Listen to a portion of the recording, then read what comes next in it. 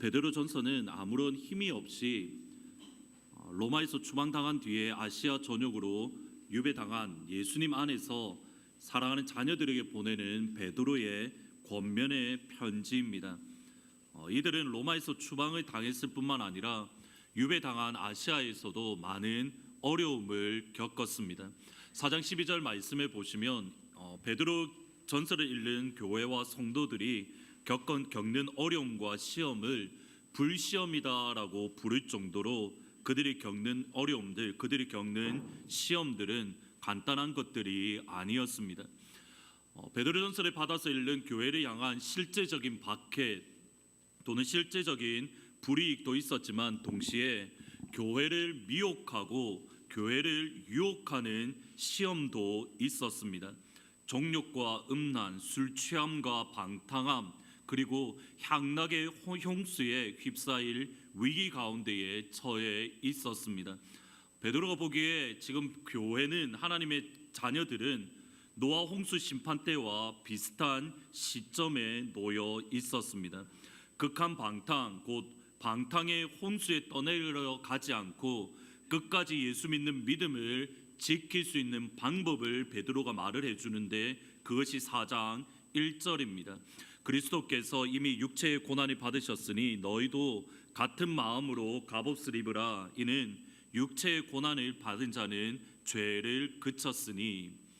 교회가 세속화의 홍수 또는 방탕의 홍수를 견디고 이겨낼 수 있는 방법은 같은 마음, 예수님의 마음으로 갑옷을 입는 것입니다. 갑옷을 입다라는 이 단어는 군사적인 용어로 전쟁 준비를 하다 또는 무장하다라는 의미입니다. 그래서 영어 성경에 보면 Arm yourselves with the same way of thinking. 너희 스스로 같은 생각의 방법으로 너희 자신을 무장하라라고 번역을 합니다. 그러면 예수님과 동일한 마음, 예수님과 동일한 생각의 방법으로 우리 자신을 무장하는 것이 무엇인가, 거기에 대한 구체적인 가르침이 오늘 읽으신 말씀입니다. 첫 번째로 예수님과 동일한 마음으로 우리의 심령, 우리의 마음을 무장하는 것은 서로 뜨겁게 서로 사랑하는 겁니다. 무엇보다도 뜨겁게 서로 사랑할지니 사랑은 허다한 죄를 덮느니라. 예수님을 믿는 그리스도인으로서 교회는 서로가 서로를 사랑해야 됩니다. 일방적인 사랑이 아닙니다. 어떤 누군가가 나를 일방적으로 사랑하는 것이 아니라 서로가 서로를 사랑해 주는, 서로가 서로를 섬겨주는. 여러분이 성경을 읽으실 때에 다시 한번 사랑이나 섬김이라는 단어를 한번 보실 때에 항상 다 같이 나오는 단어가 서로 사랑하라 또는 서로 섬기라라고 말을 합니다.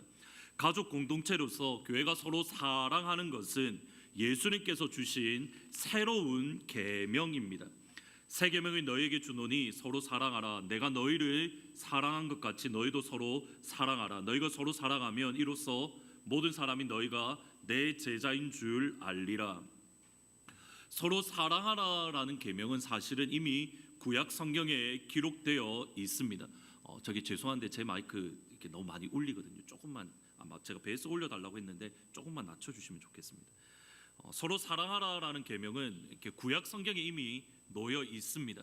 그럼에도 서로 사랑하는 것이 예수님께서 새로운 계명이다라고 말씀하시는 이유는 사랑한다라는 것의 기준이 변했기 때문입니다. 예수님께서 주신 새로운 계명으로서의 사랑은 내가 너희를 사랑하는 것 같이 너희도 사랑하라. 기준이 어디 있냐면 예수님께서 주의 자녀들, 주의 성도들을 사랑하셨던 것이 기준입니다. 예수님의 사랑은 세상에 있는 자기 사람들을 사랑하시되 끝까지 사랑하신 사랑입니다. 예수님의 사랑은 십자가에서 저와 여러분 대신 죄에 대한 하나님의 심판, 죄에 대한 하나님의 진노를 받으신 대속의 사랑입니다. 그렇다면 예수님께서 주신 새로운 계명으로서 서로 사랑한다는 것은 이것을 의미합니다. 하나님께서 허락하신 가족 공동체인 교회, 하나님께서 함께하게 하신 가족 공동체인 코아 식구들을 사랑하되 끝까지 사랑하는 겁니다. 예수님께서 주신 새로운 계명으로 서로 사랑하는 것은 이것을 뜻합니다. 하나님께서 허락하신 가족 공동체인 교회, 하나님께서 함께하게 하신 가족 공동체인 코아 식구를 사랑하되 그들의 허물과 잘못, 그들의 아픔과 연약함을 함께 짊어지는 사랑입니다. 베드로는 특별히 서로 사랑하다, 내가 너희를 사랑한 것 같이 서로 사랑하다라는 말 가운데에 잘못과 허물, 아픔과 연약함을 함께 짊어지는 사랑을 베드로는 이렇게 말을 합니다. 무엇보다도 서로 뜨겁게 사랑할지니 왜냐하면 사랑은 허다한 죄를 덮느니라. 너희가 뜨겁게 서로 사랑해야 되는데 왜냐하면 사랑은 허다한 죄를 덮기 때문이다. 사랑은 허다한 죄를 덮는다. 사랑은 많은 죄를 덮어준다라는 의미를 조금 더 살펴볼 필요가 있습니다. 사랑은 허다한 허물을 덮는다라는 말은 사실은 구약의 잠언의 10장 12절 말씀을 인용한 겁니다. 미움은 다툼을 일으켜도 사랑은 모든 허물을 가리느니라.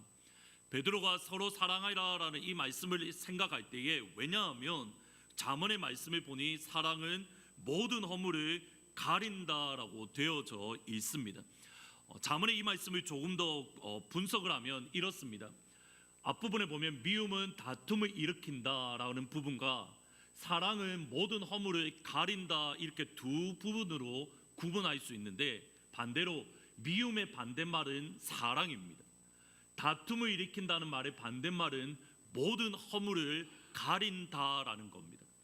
이것이 서로가 짝을 이루어서 지금 잠언 기자가 솔로몬이 이야기를 하고 있고 베드로가 사랑은 모든 허물을 가린다라고 했을 때에 이 전체의 구조를 염두에 두고 말씀을 하고 있습니다. 그러면 하나님의 교회, 하나님의 자녀들 가운데에 두 가지가 공존하는 겁니다. 그들 가운데에 미움도 있고 그들 가운데에 사랑도 있습니다. 미움을 선택할 수도 있고 동시에 사랑을 선택할 수 있습니다. 미움을 선택하게 되면 그 가운데에 다툼이 일어나게 됩니다. 사랑을 선택하면 모든 허물을 가려줍니다. 몇 주 전에 말씀드렸던 스캇 솔즈 목사님의 경험과 같습니다. 스캇 솔즈 목사님이 성격 유형 검사를 했는데 목사님과 같은 성격을 가진 역사상의 유명한 인물이 예수님과 히틀러였습니다. 스캇 솔즈 목사님 안에는 예수님의 모습이 있습니다. 동일한 스캇 솔즈 목사님 안에 히틀러의 모습도 있습니다. 사실 그날 설교 제목을 예수님입니까 히틀러입니까 라고 사실은 정했다가 좀 너무 과격한 표현이다 싶어서 예수님이라면 어떻게 하셨을까로 바꾸었습니다. 우리 안에는 항상 두 가지 성품이 공존합니다. 예수님의 성품이 우리 안에 있고 히틀러의 성품이 우리 안에 있습니다. 우리 안에 미움이 있고 동시에 우리 안에 사랑이 놓여져 있습니다. 우리 안에 있는 미움을 선택하게 되면 잠언 말씀에 의하면 다툼이 일어납니다. 우리 안에 있는 사랑을 선택하면 모든 허물을 가려주게 됩니다. 베드로가 말씀하는 뜨겁게 사랑할지니 사랑은 모든 허다한 허물을 덮는다라는 말은 이것을 뜻합니다. 상대방을 미워하는 것을 선택하지 아니하고 상대방의 허물을 덮어주는 사랑을 선택하라는 의미입니다. 상대방의 연약함을 끝까지 참아주고 상대방의 허물을 끝까지 받아주고 상대방을 끝까지 이해하는 것을 선택하는 인내의 사랑입니다. 실제로 성경의 사랑을 보면 항상 인내하는, 선택하는 사랑입니다. 고린도전서에 보면 사랑장이라고 되어져 있는데 사랑에 대해서 사랑의 속성, 사랑의 성품을 이야기하면서 이렇게 말을 합니다. 같이 한번 읽어 보시겠습니다. 사랑은 오래 참고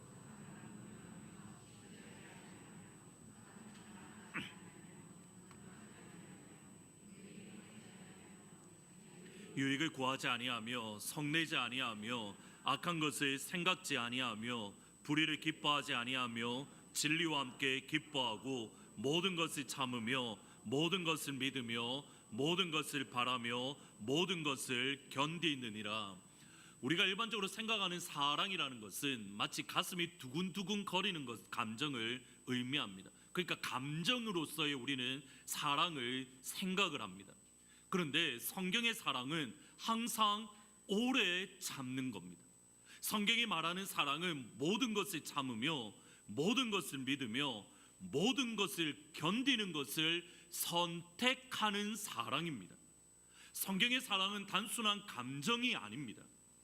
성경이 말하는 사랑은 모든 것을 참으며 모든 것을 믿으며 모든 것을 견디는 것을 선택하는 인내로서의 사랑입니다. 5가지 사랑의 언어라는 책을 쓰신 게리 체프만은 목사님이면서 기독교 상담가입니다. 지금 보시는 5가지 사랑의 언어를 읽어보시면 부부관계 또는 자녀와의 관계 또는 직장 생활의 관계적인 측면에서 많은 도움을 받으실 수 있습니다. 간단하게 말씀을 드리면 게리 체프만이 많은 사람들과 상담을 하면서 내렸던 결론이 뭐냐면 각각의 사람들마다 사랑의 제1언어가 다르다라고 말을 합니다. 사랑의 언어는 크게 5가지로 분류되는데 인정하는 말, 함께하는 시간, 선물, 봉사, 스킨십 이렇게 5가지가 있다라고 말을 합니다. 인정하는 말, 함께하는 시간, 선물, 봉사, 스킨십. 어떤 사람이 가령 예를 들어서 어떤 사람의 경우 사랑의 제1언어가 함께하는 시간을 많이 가질 때에 스파우스가 나를 사랑한다, 나를 좋아한다라고 느낍니다. 그러면 스파우스와 함께하는 시간을 많이 가져야 됩니다. 반대로 스파우스와 함께하는 시간을 가지지 않은 채 비싼 선물을 아무리 사주어도 그 상대방은 나를 사랑한다라고 느끼지 않는다는 겁니다. 예를 들어서 이렇게 이해하시면 됩니다. 저는 이걸 할까 말까 고민을 많이 했는데 저는 저희 전도사님이 저에게 밥을 준비해 줄 때 이 사람이 나를 사랑하는구나 라고 느낍니다.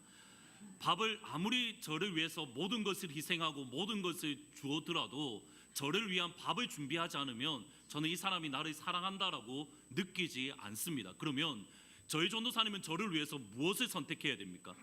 항상 밥을 해주는 것을 선택을 하면 저는 사랑한다라고 느끼는 겁니다. 아무리 저에게 좋은 옷을 사주고 비싼 것을 사준다 하더라도 저에게 밥을 주지 않으면 저는 사랑한다라고 느끼지 않는 것과 똑같은 겁니다. 저는 삼식입니다. 저는 밥을 해줄 때에 저는 사랑을 느낍니다. 정확하게 같습니다. 여러분의 자녀들이나 여러분의 스파우스가 언제 사랑을 느끼는가? 상대방이 생각하는 사랑의 첫 번째 언어가 인정하는 말인지, 함께하는 시간인지, 아니면 선물을 줄 때인지, 아니면 나를 섬겨줄 때인지, 아니면 나를 스킨십을 해줄 때인지 여러분 빨리 파악을 하셔야 됩니다. 꼭 한번 여러분들이 읽어보시면 좋을 것 같습니다. 근데 여기에 대해서 정의하기에 앞서서 사랑의 언어가 5가지가 있는데 먼저 게리 체프만 목사님은 사랑이 무엇인가에 대해서 먼저 정의를 내립니다.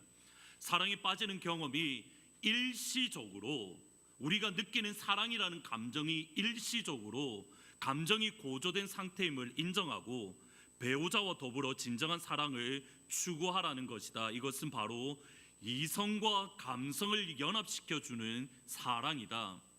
이것은 의지에 따른 행동을 내포하고 훈련을 요구하며 개개인의 성숙의 필요를 인정한다. 이러한 사랑은 노력과 훈련을 필요로 한다. 이것은 만일 배우자의 삶이 나의 노력에 의해서 풍성해진다면 나 또한 정말 서로 사랑하고 있다는 만족감을 느낄 것을 알고 그 다음 표현을 잘 보셔야 됩니다. 열심히 배우자의 유익을 위해서 노력하고자 하는 선택이다. 이것이 의지적인 사랑이다. 과학적으로 증명된 것 중에 하나가 이겁니다. 우리가 사랑이라는 감정을 느낄 때에 호르몬이 분비되는데 그 호르몬은 3년을 간답니다. 심리학에서도 사랑이라는 감정은 2년이 간다라고 말을 합니다. 그 이후에는 전투애로 살아가는 겁니다.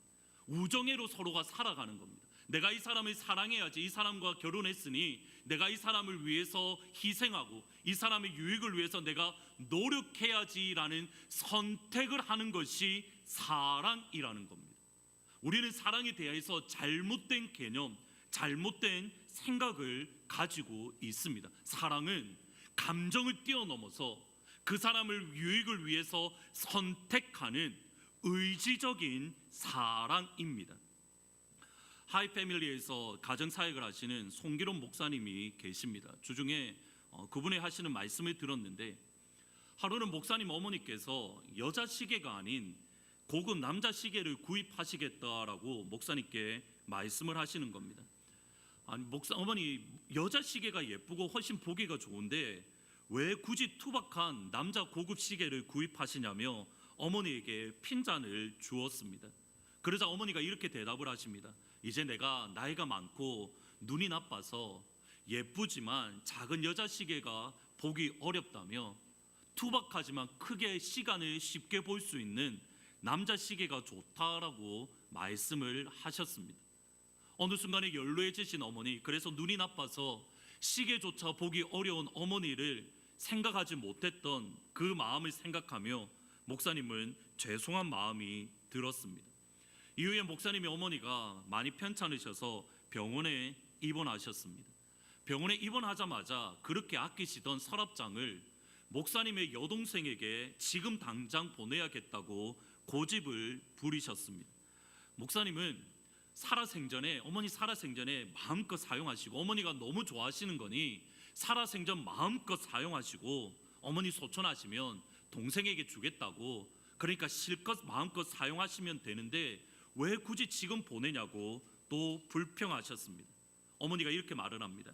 아무리 좋은 선물이라도 죽은 사람의 것을 받으면 마음이 찜찜해. 죽기 전에 주는 것이 선물이지 죽은 후에 주는 것은 선물이 아니야. 그리고 서랍장을 동생에게 보내셨습니다. 병원에 어머니가 입원해 계신 동안 목사님의 남자 동생이 어머니를 찾아왔습니다. 그리고 그동안 알지 못했던 어머니가 구입했던 남자 시계에 대한 비밀을 알려주셨습니다.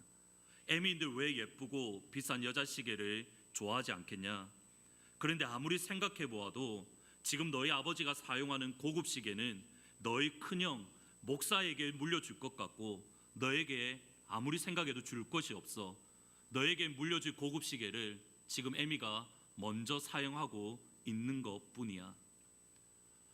우리가 모르고 있을 뿐이지 각자의 상황, 각자의 형편에서는 이유가 있습니다. 어머니가 남자 시계를, 그것도 고급 남자 시계를 사용하는 것이 목사님의 눈에는 거슬렸습니다. 얼마든지 예쁜 여자 시계를 구입하고 사용하면 되는데 굳이 유별스럽게, 굳이 유달스럽게 비싼 남자 시계를 구입하고 사용하신다며 어머니의 행동을 이해하지 못하고, 어머니가 연세가 드시더니 고집불통이 되었다며 불평합니다. 어머니를 핀잔을 줍니다. 근데 사랑을 선택하면, 인내라는 사랑을 선택하면 어머니의 이유가 보이기 시작합니다. 어머니가 연세가 드셨기에 여자 시계를 볼 수 없기 때문임을 알게 됩니다. 사랑이라는 것을 선택하면 둘째 아들에게도 비싼 시계를 넘겨주고자 하는 어머니로서의 사랑을 볼 수 있게 되는 겁니다. 각자의 이유가 있습니다. 그 사람의 형편이 있습니다.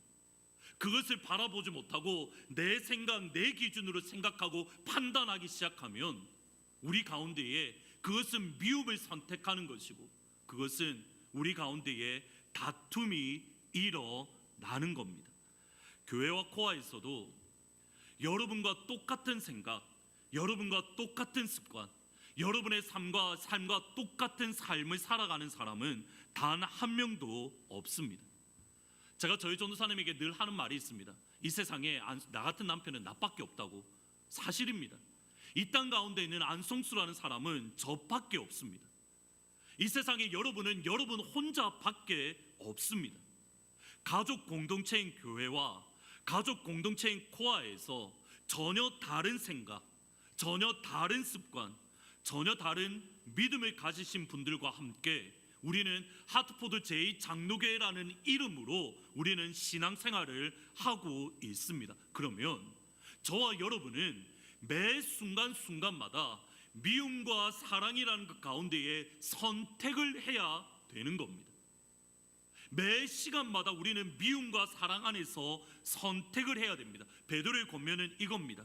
다툼을 일으키는 미움을 선택하지 말고 모든 허물을 덮어주는, 모든 연약함을 이해하고 받아줄 수 있는 인내의 사랑을 선택하라는 권면입니다. 그러나 우리가 의지적으로 인내의 사랑을 선택하는 것은 결코 쉬운 일이 아닙니다.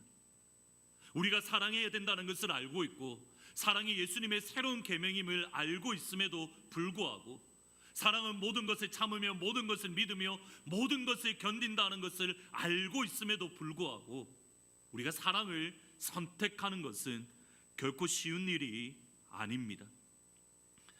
누가복음 10장에 보면 선한 사마리아인 비유가 나옵니다. 예수님이 믿지 않아도 한 번쯤은 들어보셨던 예수님의 비유입니다. 어떤 사람이 예루살렘에서 여리고로 내려가는 도중에 강도를 만나 거의 죽게 되었습니다. 이때 제사장이 그 길을 지나가는데 아무런 도움을 주지 않고 그 자리를 피하여 다른 길로 갔습니다. 레위인이 역시 강도 사람 만난 사람을 만났지만 피하여 지나쳤습니다.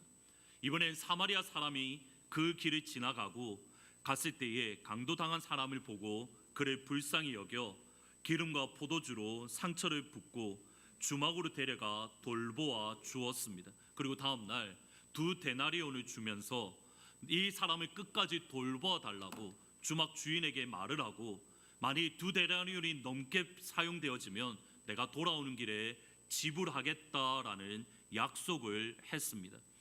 이렇게 미국에는 이렇게 흥미로운 게 온갖 실험을 다 해보는 것 같습니다. 1973년에 존 델리라는 교수님과 데니엘 베슨이라는 교수님이 실제로 사마리아인 비유를 실험을 했습니다.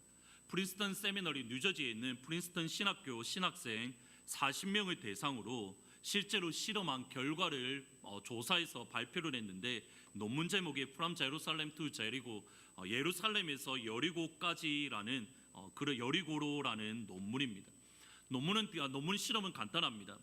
A라는 빌딩에서 신학생 40명을 데려다가 미리 준비한 설문지 답안을 작성하게 합니다. 그리고 시간을 주어서 당신이 목회자로서 당신이 감당해야 될 사명이 무엇인가, 당신이 목회자로서 준비해야 될 감당해야 될 일들이 무엇인가, 그리고 누가복음 10장에 나오는 서만한 사마리아인의 비유를 설교할 수 있는, 설교를 준비할 수 있는 시간을 주었습니다. 그리고 이제 목회자로서의 사명 또는 선한 사마리아인의 비유를 설교하도록 A라는 빌딩에서 B라는 빌딩으로 신학생들을 보내었습니다. 이때의 신학생을 두 그룹으로 나누었습니다. 한 명의 신학생 그룹에는 시간이 없으니 빨리 B라는 빌딩으로 가서 당신의 사명에 대해서 또는 선한 사마리아인 비유를 설교해달라고 말을 했고, 또 다른 한 그룹에는 시간이 넉넉하니 천천히 가서 그곳에서 선한 사마리아인 비유를 설교하라라고 말을 했습니다. 그리고 빌딩 중간에 누가 보더라도 어려움에 처한 당장 도움이 필요한 한 사람을 세워 주었습니다. 한번 머릿속에 그림을 그려보셔야 됩니다. 신학생입니다. 그리고 목회자로서 자신이 무엇을 해야 되는가 또는 연약한 사람들을 도와주어야 된다라는 설교를 하러 가는 길입니다. 신학생들 가운데에 몇 명이 도와주었겠습니까? 시간이 많으니 천천히 가서 도와주어도 된다라고 말했던 사람들 가운데에 63%가 길을 멈추고 도와주었습니다. 반면에 시간이 부족하니 빨리 가야 된다라고, 빨리 가서 선한 사마리아인을 말해야 된다라고 말했던 사람들의 10%만이 가던 길을 멈추고 연약한 사람을 도와주었습니다. 제가 정말 충격을 받았던 것은 그 다음 결론의 문장입니다. There was no correlation between religious type and helping behavior. 종교적인 타입, 여기서 종교라는 건 1970년 이게 100% 기독교입니다. 기독교와 또는 기독교의 어떤 기독교의 어떠한 위치, 어떠한 사명을 가지고 있는가와 옆에 사람을 도와주는 것 사이에는 there was no correlation, 아무런 연관성이 없다라고 결론을 내립니다. 기독교 예수 믿는 것과 복음을 전하는 목회자라는 것과 그 어려운 사람을 도와주는 것 사이에 아무런 연결점이 없다. 사실 이것은 프린스턴 신학생들만의 문제는 아닙니다. 저와 여러분의 문제이기도 합니다.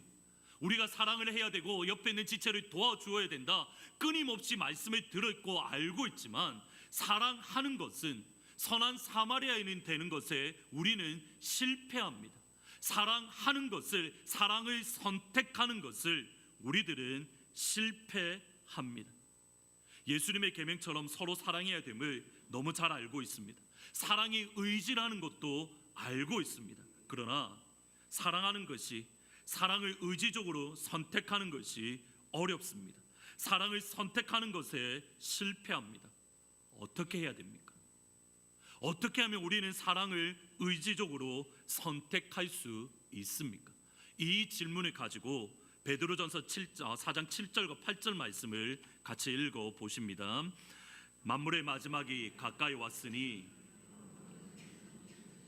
근신하여 기도하라. 무엇보다도 뜨겁게 서로 사랑할지니 사랑은 허다한 죄를 덮느니라. 베드로가 말하는 논리를 잘 보셔야 됩니다. 베드로가 무턱대고 너희가 뜨겁게 서로 사랑해라, 우리가 서로 뜨겁게 사랑하면 허다한 허물을 덮는다, 이렇게 말하지 않습니다. 그 앞절에 보면 먼저 너희들이 기도해야 된다라고 말을 합니다. 기도와 사랑을 연결하고 있습니다. 우리가 사랑해야 된다, 우리가 모든 사랑은 허다한 허물을 덮는다라는 것을 말하기에 앞서서 먼저 기도해야 된다라고 말을 합니다. 이렇게 표현할 수 있습니다. 기도하면 뜨겁게 사랑할 수 있습니다. 우리가 기도하면 다른 지체들의 허물을 덮어주는 뜨거운 사랑의 교회 가족, 뜨거운 사랑의 코아 가족이 될 수 있습니다. 기도하면 사랑할 수 있고, 기도하면 사랑을 선택할 수 있습니다. 그러면 마지막으로 기도와 사랑은 어떤 연결점이 있기에 기도할 때에 우리는 사랑할 수 있는 겁니까? 선하고 아름다운 삶이라는 제임스 스미스라는 목사님이 쓰신 책 가운데에 마태복음 5장에서부터 7장에 나오는, 특별히 마태복음 7장에 나오는 예수님의 산상수훈을 흥미롭게 해석한 것을 읽어 보았습니다. 마태복음 7장에는 7장 1절에 보면 먼저 비판받지 않으려거든 너희들이 비판하지 말라라고 말씀을 합니다. 그리고 우리 눈 속에 있는 들보와 형제 눈 속에 있는 티에 대해서 말씀을 합니다. 한번 성경을 같이 찾아서 한번 보시면 좋을 것 같습니다. 마태복음 7장 3절과 5절 말씀을 한번 같이 읽어 보시겠습니다. 마태복음 7장을 한번 같이 찾아보십시오. 신약 성경 10페이지에 있습니다. 마태복음 7장 3절과 5절 두 절 말씀인데 신약 성경 10페이지를 한번 찾아서 펼쳐놓고 한 절씩 한 절씩 조금 생각하면서 읽도록 하겠습니다. 먼저 7장 1절에 보시면 이렇게 말을 합니다. 비판을 받지 아니하려거든 비판하지 말라. 그리고 7장 3절에서 보면 어찌하여 형제 눈 속에 있는 틸은 보고 내 눈 속에 있는 들보는 깨닫지 못하느냐. 보라, 내 눈 속에 있는 들보가 있는데 어찌하여 형제에게 말하기를 나로 내 눈 속에 있는 틸을 빼라 하겠느냐. 5절에 보면 외식하는 자여 먼저 내 눈 속에 있는 들보를 빼어라. 그 후에 밝히 보고 형제의 눈 속에서 틸을 빼리라. 비판은 받지 아니하려거든 비판하지 말라라는 이 말씀 이후에 예수님이 하시는 말씀이 우리 눈 속에는 들보가 있고 형제의 눈 속에는 티끌이 있다라고 서로 비교하십니다. 일반적으로 저희들은 어떻게 생각을 하냐면 형제의 눈 속에 있는 조그만 티를 조그만한 죄로, 조그만한 실수로 이해를 합니다. 반대로 내 눈 속에 있는 기둥, 내 눈 속에 있는 들보는 형제보다 더 큰 죄, 형제보다 비교할 수 없는 훨씬 큰 죄로 이해를 합니다. 이렇게 이해하면 어떻게 예수님의 말씀이 이해될 수 있냐면, 먼저 내 눈 속에 있는 들보를 빼어라. 먼저 내가 가지고 있는 죄의 문제를 해결해라. 그리고 나서 내 형제의 눈 속에 있는 티를 뺄 수 있을 것이다. 형제의 잘못에 대해서 판단할 수 있고, 형제의 잘못에 대해서 너희들이 회복하게 할 수 있다라고 이해를 합니다. 마치 나의 죄 문제를 해결을 하면 다른 지체의 죄에 대해서 포인트 아웃 할 수 있다라는 말씀으로 이해를 합니다. 그런데 제임스 스미스 목사님은 조금 다르게 이해를 합니다. 내 눈 속에 있는 들보는 내가 가지고 있는 큰 죄가 아니라 내 눈 속에 설치되어져 있는 비판이나 정죄라는 것을 의미한다라고 이야기를 합니다. 쉽게 말하면 이렇습니다.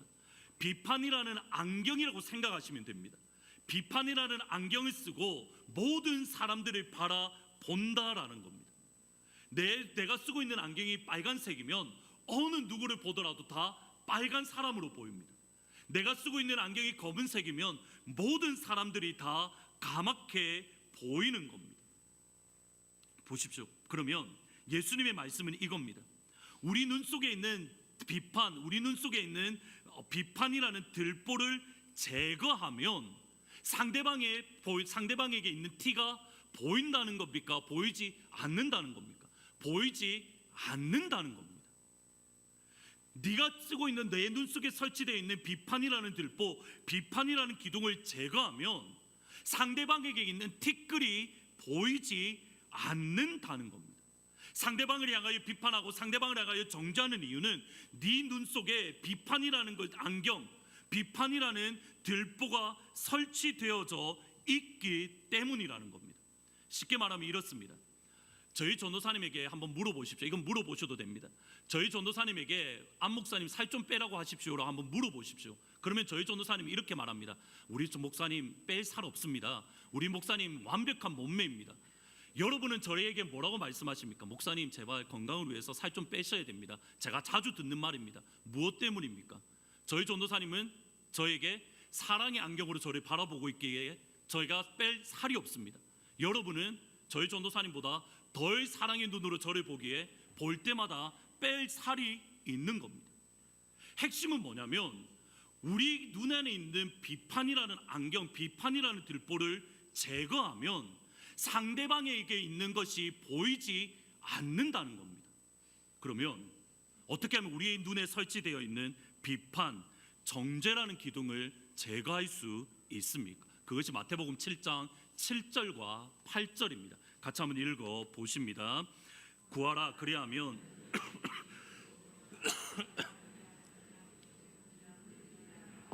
너에게 열릴 것이니 구하는 이마다 받을 것이요 찾는 이는 찾아낼 것이요 두드리는 이에게는 열릴 것이라. 저희들은 예수님의 이 말씀을 기도에 대한 말씀으로 이해를 합니다. 너희가 기도할 것이 있으면 문을 두드려라 그러면 열릴 것이고, 너희가 찾아라 그러면 찾아질 것이고, 너희가 하나님 앞에 간구하면 하나님께서 허락해 주실 것이다. 물론 그렇게 이해할 수 있습니다. 하나님께서 여러분이 하나님 향하여 기도할 때에 하나님께서 여러분의 기도에 응답해 주십니다. 하나님께서 여러분이 문을 두드릴 때에 여러분이 닫혀져 있는 문들을 열어 주십니다. 기도하는 이유는 여기에 있습니다. 왜 아무도 아멘을 안 하십니까? 다시 한번 말씀을 드리겠습니다. 여러분이 하나님 향하여 찾으면 하나님께서 여러분을 하여금 찾게 해 주실 줄 믿습니다. 여러분에게 막힌 문을 향하여 문을 두드리면 하나님께서 열어 주실 줄 믿습니다. 그런데 오늘 본문의 말씀에 저는 문맥을 보셔야 됩니다. 먼저 앞부분에 비판하지 아니하려거든 비판하지 말라. 그리고 너희들 눈 속에 있는 들보를 제거해라. 그리고 기도해라. 그러면 너희들이 받을 것이다. 그 다음 말씀을 보셔야 됩니다. 7장 12절 말씀에 보면 무엇이든지 남에게 대접을 받고자 하는 대로 너희도 남에게 대접하라. 이것이 율법이요 선지자니라. 여전히 예수님은 무엇에 대해서 말씀하시는 겁니까? 다른 사람을 비판하지 말라는 말씀입니다. 비판하지 말라는 말씀 가운데에 기도에 대한 말씀을 주시는 겁니다. 그러면 이렇게 이해하시면 되는 겁니다. 기도하면 여러분이 가지고 있는 들보가 제거될 줄 믿습니다. 여러분이 하나님 앞에 간구하면 여러분의 눈에 설치되어 있는 정죄라는 들보가 제거되어지는 겁니다. 이걸 다르게 이해하셔야 됩니다. 여러분 눈 속에 있는 비판이라는 제거를 여러분의 힘으로 제거할 수 없습니다. 여러분이 쓰고 있는 정죄라는 안경을 여러분의 능력으로 제거할 수 없습니다. 주님께서도 그것을 아시기에 너희가 비판이라는 들보를 없애려면 하나님 앞에 기도하지 아니하면 너희가 비판의 들보를 제거할 수 없다라고 말씀하시는 겁니다. 기도해야, 다르게 표현하면 이렇게 표현할 수 있습니다. 잘 들으셔야 됩니다. 기도하면 누가 변하는 겁니까? 내가 변하는 겁니다. 기도하면 눈에 거슬리는 내가 비판하는 그 사람이 변화되는 게 아니라 기도하면 내가 변화되는 겁니다. 내가 변화되면 상대방을 비판하지 않을 수 있는 겁니다. 기도하면 내가 변화되고 내가 변화되면 상대방을 사랑할 수 있는 겁니다. 상대방이 변화되는 게 아닙니다. 예수님의 초점은 옆에 있는 지체를 바꾸어라가 아닙니다. 예수님의 초점은 내가 변화되는 겁니다. 기도하면 내가 새로워집니다. 기도하면 내가 보는 시선이 달라지고 기도하면 나의 마음가짐이 달라지게 되는 겁니다. 어제 오늘 기독신문을 읽었는데 기독신문 가운데에 분당 우리 교회에 한 젊은 목사님이 수요일 날 설교를 했는데 그 목사님에 대해서 지금 인터넷에 난리가 났습니다. 그 목사님이 설교하는 가운데에 좀 말실수를 이렇게 좀 표현 자체가 과격은 합니다. 근데 설교 자체는 아무 문제가 없습니다. 설교 내용이 이겁니다. 지금 한국 땅을 바라보니 이미 한국이라는 사회는 동성애로 넘어갔습니다. 이제는 동성애로 넘어갔습니다. 그런데 그 목사님의 설교 내용입니다. 동성애로 넘어갔는데 지금 우리는 크리스찬이 동성애에 대해서 그렇게 예민하게 반응하는 것만큼 우리 안에 있는 탐심에 대해서 우리가 예민하게 반응하고 있느냐, 그런 내용입니다. 목사님이 맞는 설교했습니다. 근데 목사님이 동성애를 인정했다고, 분당 우리 교회 목사님이 설교 가운데 동성애를 인정했다고 난리가 났습니다. 인터넷에. 거기에 대해서 난리가 나서 부목사님이 설교에 잘못했습니다, 제가 표현이 과격했습니다, 그 부목사님이 2번이나 사과문을 올리고 이찬수 목사님도 거기에 대해서 사과문을 올렸습니다. 말도 안 됩니다. 하나님의 말씀을 선포하는데 왜 사과를 해야 됩니까? 목사님이 다른 틀린 말을 한 것도 아닌데. 여러분 기억을 하셔야 됩니다. 젊은 목사님이 표현을 과격하게 할 수 있습니다. 그러면 어떻게 해야 되겠습니까? 그 젊은 목사님의 표현이 귀에 거슬릴 수 있습니다. 그러면 여러분은 그것을 사랑으로 안고 기도하면 됩니다. 그 목사님이 앞으로 사역해야 될 날이 창창한데 지금 그렇게 많은 상처를 받고 어떻게 사역하라는 겁니까? 지금 한국 교회가 무언가 문제가 있습니다. 내가 생각하는 것과 다른 것을 설교하고 내가 원하는 것을 말하지 아니하면 득달같이 그 사람에 향하여 비판하고 정죄하고 판단하고, 하나님께서 예수님께서 원하시는 교회는 그런 교회가 아닙니다. 주님께서 원하시는 것은 그것을 놓고 기도하라는 겁니다. 기도하면 그 목사님을 사랑하게 됩니다. 기도하면 그 목사님을 인정하게 됩니다. 목사님이 연약해서, 목사님이 경험이 없어서 실수할 수도 있지, 왜 하나님의 말씀을 선포한 것에 대해서 왜 사과를 해야 되는 겁니까? 한국교회 성도가 잘못되어 가고 있다는 증거입니다. 목회자가 잘못 가르쳤습니다. 목사가 잘못되었습니다. 제가 잘못한 겁니다. 다시 한번 기억하셔야 됩니다. 기도할 때에 상대방을 변화시키는 게 아니라 여러분이 변화되어야 되는 겁니다. 그게 주의 말씀입니다. 주님께서 원하시는 것은 여러분의 삶이 변화되는 거지 상대방이 변화되는 게 아니라는 겁니다. 그거는 하나님의 영역입니다. 왜 여러분이 하나님의 위치에 서서 다른 사람을 변화시키려 하십니까? 잘못된 겁니다. 기도하십시오. 사랑하십시오. 주님께서 교회에 원하시는 것은 뜨겁게 서로 사랑해라. 그러면 모든 허물을 덮어줄 수 있느니라. 하나님께서 정말 원하시는 것, 그것이 무엇인지 깨닫고 하나님 이 시간 우리를 변화시켜 주십시오. 예수님 이 시간 우리의 속사람을 새롭게 해주십시오. 우리가 우리 하트포드 제2장로교회가 다른 사람 어찌하든지 상관없이 우리의 모습에 집중하고 하나님 이 시간 기도하는 이 시간 우리를 변화시켜 달라고 말씀을 생각하시면서 같이 한번 기도하시면